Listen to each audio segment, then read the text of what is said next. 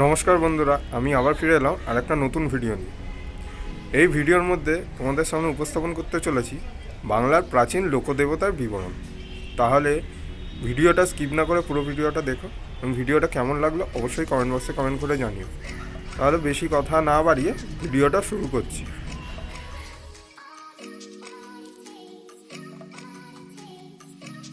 বাংলায় যেসব প্রাচীন লোকদেবতা রয়েছে তার মধ্যে প্রথমেই আলোচনা করা যাক দেবী মা মনসাকে নিয়ে।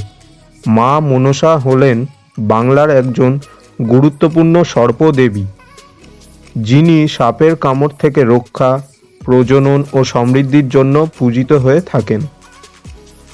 সমুদ্র মন্থনের সময় যেই নাগরাজ বাসুকীকে ব্যবহার করা হয়েছিল, সেই নাগরাজ বাসুকীর বোন এবং ঋষি জরৎকারুর স্ত্রী হিসাবে মা মনসা পরিচিত এবং তিনি মনসামঙ্গল কাব্যের একজন প্রধান চরিত্র। মা মনসা হলেন দেবাদিদেব মহাদেবের স্বীকৃত কন্যা। বাংলার বণিক সম্প্রদায়ের মধ্যেও মনসা পুজো বিশেষভাবে প্রচলিত। এর কারণ মনসামঙ্গল কাব্যে উল্লেখ রয়েছে। বণিক চাঁদ সওদাগর ছিলেন শিবের উপাসক। পরবর্তীকালে তার হাতেই প্রথম মা মনসার পুজো শুরু হয়। হিন্দু ধর্মাবলম্বীরা নাগপঞ্চমী তিথি, শ্রাবণ সংক্রান্তি, ডাক সংক্রান্তি ও অন্যান্য দিনে মা মনসার বিধিপূর্বক পুজো করে থাকেন। হিন্দু পঞ্জিকা অনুসারে শ্রাবণ মাসে মা মনসার ধুমধাম করে পুজো হয়। বাঙালি মেয়েরা এই দিন উপোস করে ব্রত পালন করে এবং সর্পের গর্তে দুধ ঢেলে পুজো দেন। বাংলার অন্যতম একটি প্রাচীন দেবতা মা শীতলা দেবীর বিবরণ এইবার আপনাদের সামনে উপস্থাপন করব।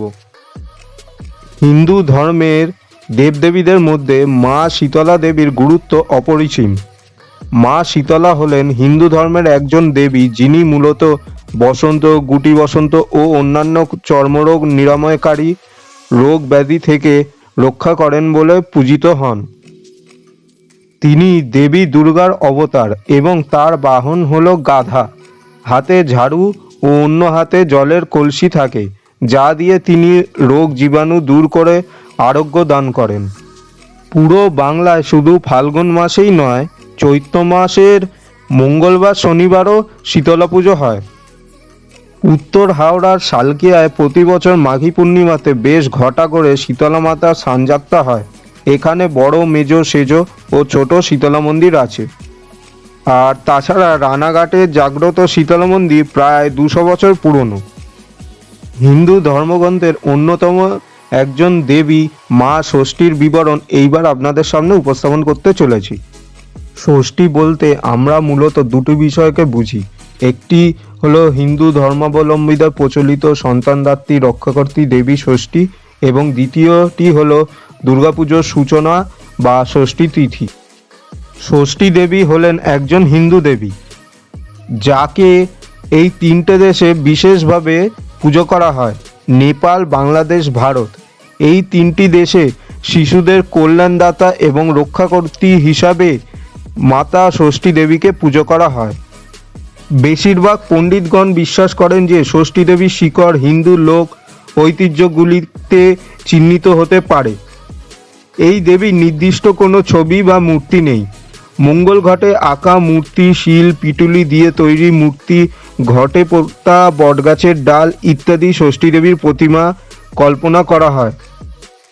দেবীর বাহন কালো বিড়াল, তবে তার সম্পর্কে বলা হয় যে তিনি গৌড়বর্ণা, উত্তম বসন ও অলঙ্কার পরিহিতা, কোলে একাধিক শিশুপুত্র। ব্রহ্মবৈবর্ত পুরাণে বর্ণিত আছে যে দেবীর ভক্ত রাজা প্রিয়ব্রতের কথা। তিনি মাতা ষষ্ঠীকে পূজা করে তার মৃত সন্তানদের জীবিত অবস্থায় ফিরে পেয়েছিলেন, আর সেই থেকেই নাকি প্রতি মাসে শুক্লা ষষ্ঠী তিথিতে ষষ্ঠী পুজো প্রচলিত হয়ে আসছে। গ্রাম বাংলার দিকে দিকে দেবী মাতা ওলাইচণ্ডীর নাম বহুল মাত্রায় প্রচলিত রয়েছে। এইবার তোমাদের সামনে দেবী মাতা ওলাইচণ্ডীর বিবরণ উপস্থাপন করতে চলেছি। দেবী মাতা ওলাইচণ্ডী হলেন বাংলার প্রাচীন গ্রামীণ অঞ্চলের একজন লৌকিক দেবী, যিনি মূলত ওলা ওঠা ও কলেরা রোগ নিরাময়ের জন্য পূজিত হন। আজও বাংলার গ্রামীণ অঞ্চলে দেবী ওলাইচণ্ডীর আরাধনা বিশেষভাবে হয়ে থাকে। দেবী একজন শস্যদাত্রী, সন্তান প্রদানকারী ও লোকমাতা হিসাবেও পূজিত হয়ে থাকেন। দেবী মাতা ওলাইচণ্ডীকে দেবী পার্বতীর একটি রূপ হিসাবেও আরাধনা করা হয়। প্রায়শই বিভিন্ন ছবিতে দেবী ওলাইচণ্ডী মাতাকে নীল শাড়ি পরা ও অলংকার পরা রূপে কোলে শিশুসহ প্রসারিত বাহুতে দেখা যায়। দেবী ওলাইচণ্ডী মাতা হিন্দু অধ্যুষিত এলাকায় ওলাইচণ্ডী নামে পরিচিত হলেও তিনি মুসলিম অধ্যুষিত এলাকায় ওলা বিবি নামে পরিচিত। বাংলার গ্রামীণ অঞ্চলে হিন্দু অধ্যুষিত এলাকায় শনি মঙ্গলবারই ওলাইচণ্ডীর বিশেষ পূজা করা হয়ে থাকে।